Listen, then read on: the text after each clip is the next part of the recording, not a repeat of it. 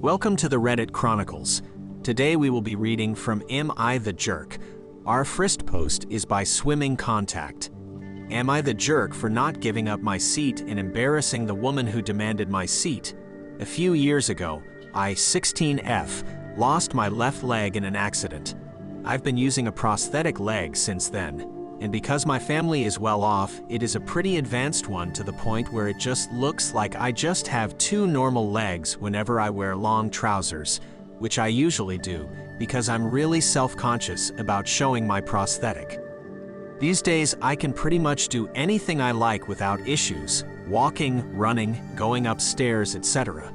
The main issue is keeping my balance when there are sudden changes in movement, in places like trains and buses, which is where the topic of this post comes in. I was riding the train and sat down in the seat reserved for disabled, elderly, and pregnant women. It was pretty busy, so there were no other seats available. And a few stops later, a woman came up to me telling me I needed to move because she needs that seat and I shouldn't be sitting there. I told her I was sorry, but I needed the seat myself. She got all argumentative that I just need to get up because the seat is meant for the elderly, and I'm just a lazy child who is more than capable of standing. I again apologized and said I really needed the seat myself. She left and got the train conductor, who also told me to get up from the seat. I was really done with being treated this way now, so I rolled up my trouser leg, showed my prosthetic, and told her I wasn't going to move. She suddenly got very red-faced and mumbled something before she got off at the next station. Am I the jerk? I could have said I have a prosthetic right away, but it's a really touchy subject for me, and it makes me feel very self-conscious. That's why I always wear long trousers so nobody can see or has to know. In the comments below, he who is person writes, "Not the jerk. We're all built differently." I'd have just pulled up my pant leg and been like, "You serious?" But you did it differently, and more politely than I would have done. You cannot possibly be a jerk for handling it more graciously than most would. Our next post is by Frost Flower. Am I the jerk for telling my sister she is not allowed to compare my daughter's death to her cat? So I, F38, lost my daughter 15 just 2 weeks ago. She got leukemia 4 years ago, and it just ended up spreading throughout her body. She fought very hard for a long time. Cancer is such a bee. I watched my poor baby suffer so much because of it. Anyway, since the loss of my daughter, a lot of people have been trying to comfort me, and I understand they are just trying their best, but it doesn't always help. My sister, who doesn't have kids, a personal choice of hers, F36 specifically, has been the worst at trying to help me. A year ago, she had to put down her 16-year-old cat, whom I lost a pet before, so I know how difficult that can be. But it's different than losing my actual human daughter. She has said things like, "I know how you feel about daughter's name because of the loss of cat name. She was my child. I understand animals are like family, but my daughter and her cat aren't the same." I was trying to just ignore her and let her comfort me with how she felt. But today she came over and started talking about how she knows exactly how I feel because of her cat. I finally got upset and said, "No, you don't. Yes, pets can be part of the family and mean a lot to you. I understand losing your cat was hard. But my daughter was my daughter. So until you experience this type of grief and have to see your daughter die slowly from a horrible disease, you aren't allowed to act like losing a cat is the same thing." My sister got mad and called me a heartless jerk. I talked to a few people and they agreed that I acted like a jerk. So am I. In the comments below, Safety Sharp writes, "Losing dogs over my life have destroyed me. Genuinely, I still dream about them and cry over them 6 years on. But the pain I felt will never come close to the pain of losing my father. I love my dogs like family and like children, and it hurts when they're gone. But it's not comparable." OP didn't act like a jerk. They were just trying to communicate the vast difference in the depth of their grief. Their sister should be more understanding of OP's emotions during this challenging period. Our next post is by Job Hate AITA. Am I the jerk for telling my wife I hate her new job? My wife, 37F, and I, 38M, have been married for 12 years and have 3 kids, 10, 8, and 6. During the pandemic, my wife's job allowed her to switch to 100% working from home. They never required her to go back to the office because her productivity actually increased, so there was no need. It made things easier for us too. I dropped the kids off at school daycare in the morning and she picked them up in the afternoon. She was able to keep up with a few things around the house during the day.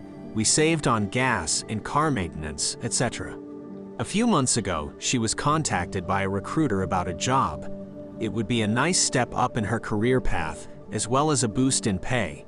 But there were drawbacks. The company had no working from home policy and would require her to work in the office. This was apparently non-negotiable. It would also be a 45-minute commute for her. We talked it over a lot, and I expressed my concerns about how this would impact our daily lives. I told her that I don't necessarily think that the bump in pay is worth the major changes to our daily lives, not to mention the stress that a long commute can have on people, and that could impact their mood and how they interact at home. She assured me that everything would be fine and that we would adjust as a family, and soon the new routine would just become our new normal. I told her that I would never tell her not to take the job, but I just don't know if it is worth the changes that it is going to bring. Ultimately, the decision was hers and she accepted the new job. She's been there for about 10 weeks now. To say it has been an adjustment is an understatement. She wakes up and leaves before the kids even get up. She'll help get a few things ready for them before she goes, but the entire morning kid routine is on me. I also do both drop-off and pick-up for all the kids too. Evenings have been a huge mess because I get home and try to get the kids distracted while I start dinner. When my wife gets home, she is usually stressed from the drive. Her commute has turned into over an hour due to construction and traffic, and takes 15 minutes for herself to calm down before eating alone. Then, after dinner, she's going to bed earlier because she has to wake up earlier. I told her that I feel her new job has put an unfair amount of household and childcare duties on me, and that she is being far less present in our lives when she's home. She told me that we just need to give it more time to adjust and things will get easier. I told her that 10 weeks is a pretty good adjustment period, and I hate it so far. She told me I'm being an unsupportive jerk and I need to give it more time. This post was voted on, and everyone sucks here. In the comments, Noelia says it best: I get your point, but that's not a solution, only a complaint. Maybe something like have a fixed time for her to recover when she comes home, and a fixed time to spend with family would be a better suggestion. Make some new family traditions, maybe even something silly like a loving phrase you say to each other that signifies her having fully arrived at home. I'm sure she doesn't want you and the kids to feel neglected, so if her reaction is negative, it's about the delivery. This is your chance to find creative solutions.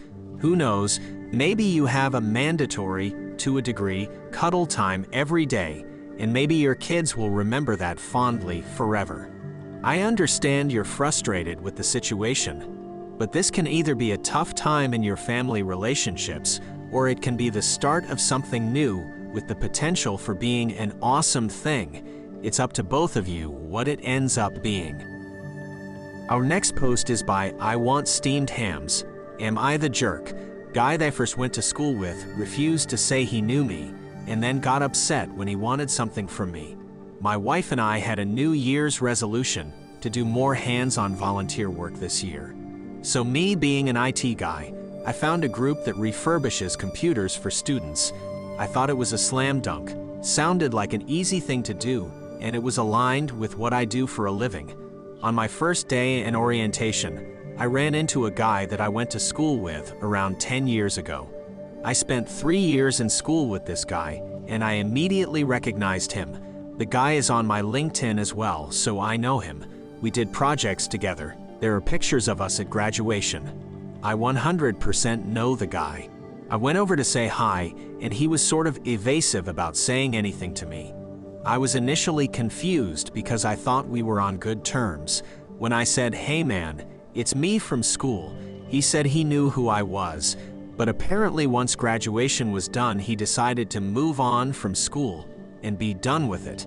He told me he wanted to deal with adults and wanted nothing to do with people he went to school with. This was despite the fact that we were now in our 30s, so we weren't exactly students anymore. So that kind of hurt, but whatever. I respected his decision and left him alone. There were a dozen other people there, so I went about with orientation and everything. I didn't see the guy again for the rest of the day. A couple hours later, when we were all done, I had met a few people who were actually sociable, and we decided to go across the street to a pub. I was in a good mood and told them the first round was on me because I had a good day. So we go over to the pub, and that guy shows up and sits down at the table. I asked, "What are you doing here? I'm not buying you a drink. You don't know me." Guy called me a jerk and a bunch of other colorful language and walked away. I explained to the group I was with the situation, and they were like, "WTF? I got an email from the event coordinator yesterday. Apparently the guy complained about me, said I'm not a team player." Luckily, the coordinator heard my side of the story and was fine with it, so I'm good. But I have to continue dealing with this guy if I continue going to volunteer. So what the hell? I like the organization and want to continue with it. A few people have mentioned to me that I should have just bought the guy a drink, but out of principle, I won't buy a drink for someone who disrespects me.